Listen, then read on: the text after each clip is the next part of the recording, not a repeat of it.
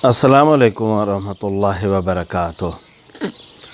अन जाफ़र इब्न मुहम्मद अन अबीह क़ाल मातत फ़ातिमतु bint नबी सल्लल्लाहु अलैहि वसल्लम फ़जा अबू बकर व उमर लियुसल्लू फ़ला अबू बकर लिअली इब्न अबी तालिब तक़द्दम। हज़रत इमाम जाफ़र सादिक़ फ़रमाते हैं कि मेरे अब्बा जान मोहम्मद बिन बाकर फ़रमाते मेरे अब्बा जान ने रिवायत की है कि जब हज़रत बीबी फ़ातिमा रज़ियल्लाहु ताला की रहलत मुबारक हुई तो अबू बकर सिद्दीक़ उमर वहाँ पहुँचे नमाज जमात में जनाज़े में शरीक होने के लिए। तो अबू बकर सिद्दीक़ फ़क़ाल अबू बकर ले अली इब्न अबी तालिब तक़द्दम, ए अली आगे हो जा, नमाज जनाज़ा पढ़ ले। क़ाल मा कुन्तु लिअतक़द्दम व अन्त खलीफ़तु रसूलिल्लाह।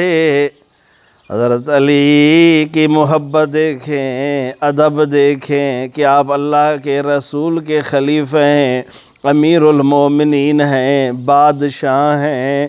तो एहतराम अदब ये है, मोहब्बत ये है कि हुज़ूर आप आगे हो जाएं, आप नमाज पढ़ाएं।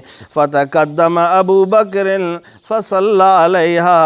अबू बकर आगे होकर बीबी साहिबा की जनाज़ा नमाज अदा की। यही मोहब्बत है सहाबा किराम की आपस में। ये मोहब्बत का एक अंदाज़ है कि अली ने अबू बकर सिद्दीक़ ने हुक्म किया कि आप आगे हो जाएं।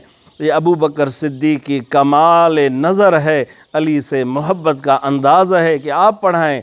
लेकिन उन्होंने मज़ीद कमाल का इज़हार करते हुए कहा कि हुज़ूर आप पढ़ाएं।